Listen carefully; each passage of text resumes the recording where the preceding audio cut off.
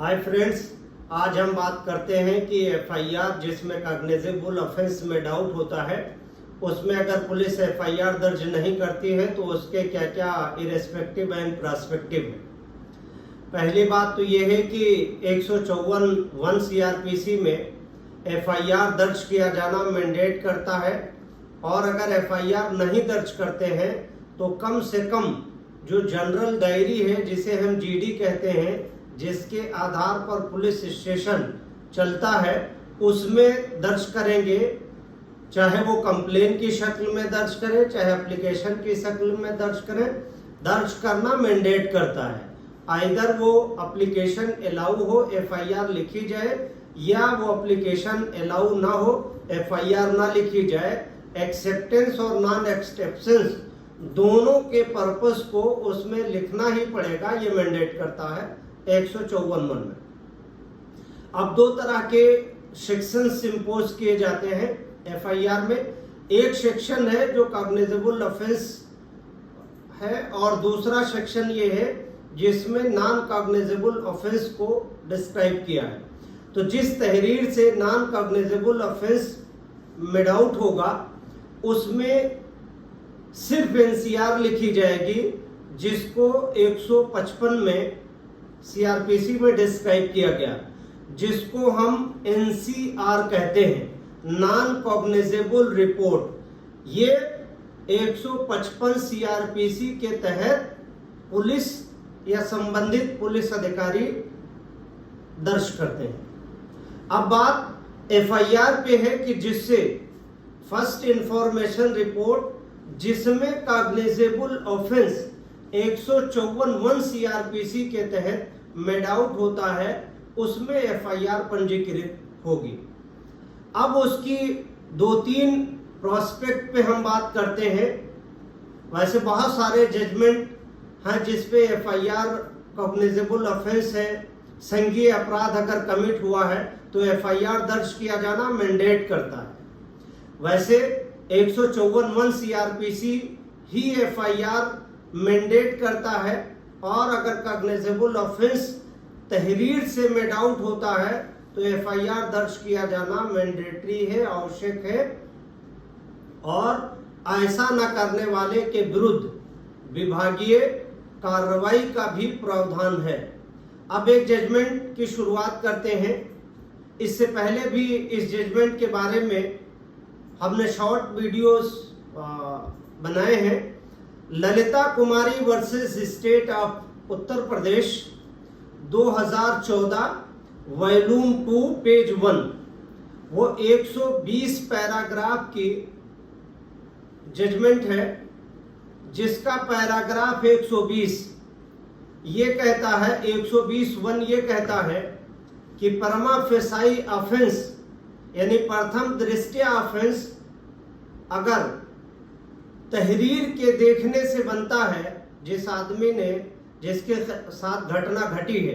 अगर उसके तहरीर से, नकल तहरीर हिंदीवादी से अगर अपराध होना, वो भी संज्ञेय अपराध होना प्रमाणित है, तो ऐसे तहरीर की एफआईआर पंजीत किया जाना, उसको दर्ज किया जाना मैंडेटरी है, आवश्यक है। अगर दर्ज नहीं करते हैं तो ऐसे मामलों में ललिता कुमारी के जजमेंट के तहत सुप्रीम कोर्ट ने स्ट्रिक्ट डायरेक्शन दे रखा है कि उसके खिलाफ न्यायालय की अवमानना की कार्रवाई कोर्ट में फाइल हो सकती है। उसके वाद और प्रतिवाद कोर्ट में फाइल होंगे, और डिपार्टमेंटल कार्रवाई के लिए भी पुलिस रेगुलेशन के तहत आप उसकी कंप्लेन कर सकते हैं, और सीआरपीसी के सेक्शन 36 के तहत सुपीरियर अधिकारी के खिलाफ, सुपीरियर अधिकारी को भी संबंधित स्टेशन हाउस अफसर या सब इंस्पेक्टर या हेड मुहर्रिर के खिलाफ जो तहरीर या एफआईआर को दर्ज नहीं किया है, 154 सीआरपीसी में जो मैंडेट करता है, उसके खिलाफ भी तहरीर 36 में सुपीरियर अधिकारी को दे सकते हैं। ऐसा सुपीरियर अधिकारी जो सर्किल अफसर हो, एडिशनल एसपी हो, डिप्टी एसपी हो या एसपी हो, और अगर कमिश्नरेट है तो एसीपी होगा, डीसीपी होगा और कमिश्नर होगा। अगर ऐसे लोग भी एफआईआर दर्ज नहीं करते हैं, चाहे वो 36 सीआरपीसी में एप्लीकेशन गई और सुप्रीयर अधिकारी ने भी उस पर एक्शन नहीं लिया, तो ऐसी सूरत में 154(1) की जो एप्लीकेशन मैंडेट कर रही थी एफआईआर की, वो आप संबंधित सुप्रिंटेंडेंट ऑफ पुलिस या पुलिस कमिश्नर को आप 154(3) में दे सकते हैं। 154(3) की एप्लीकेशन चाहे वो कमिश्नर हो या संबंधित पुलिस अधीक्षक हो, ललिता कुमारी के जजमेंट पैराग्राफ 120 के तहत 7 दिन से ज्यादा उसे पेंडिंग नहीं कर सकते हैं। और अगर पुलिस अधीक्षक भी 7 दिन से ज्यादा 154(3) सीआरपीसी की एप्लीकेशन को पेंडिंग करते हैं, तो ऐसे मामलों में उच्च न्यायालय में, हाई कोर्ट में रिट पिटीशन फाइल किया जा सकता है और 482 की एप्लीकेशन भी फाइल हो सकती है, जिसमें ये प्रेयर हो सकती है कि संबंधित सब इंस्पेक्टर के खिलाफ, संबंधित स्टेशन हाउस अफसर के खिलाफ, संबंधित प्रभारी निरीक्षक के खिलाफ या उसके सुपीरियर अधिकारी, यानी 154(3) में जो प्रिस्क्राइब है सुपरिटेंडेंट ऑफ पुलिस या कमिश्नर के खिलाफ कोर्ट स्टेन एक्शन ले सकती है। इसी मामले में सुप्रीम कोर्ट ऑफ इंडिया ने 8 अगस्त 2023 को संजय झनक गोरजे वर्सेस स्टेट ऑफ महाराष्ट्र के केस में ललिता कुमारी के जजमेंट को रिपीट करते हुए फ्रेश डायरेक्शन 8 अगस्त 2023 को जारी किया है कि अगर कोई इंफॉर्मेशन संबंधित थाने को रिसीव होती है जिसमें कॉग्निजेबल ऑफेंस मेड आउट हो रहा है, तो एफआईआर पंजीकृत किया जाना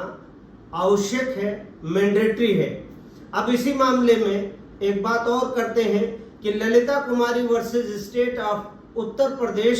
जिसको एससीसी 2014 वॉल्यूम 2 पेज 1 में रिपोर्टेड की गई है या रिपोर्टिंग की गई है, उसी के आधार पर पुलिस मुख्यालय उत्तर प्रदेश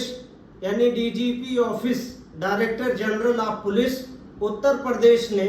8 अगस्त 2023 को एक सर्कुलर जारी किया है कि ललिता कुमारी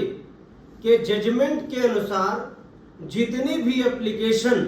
154(1) सीआरपीसी में आती है और अगर उससे परमा फेसाई ऑफेंस यानी प्रथम दृष्टया अपराध मेड आउट हो रहा है, तो ऐसे सभी संबंधित थाना अध्यक्षों को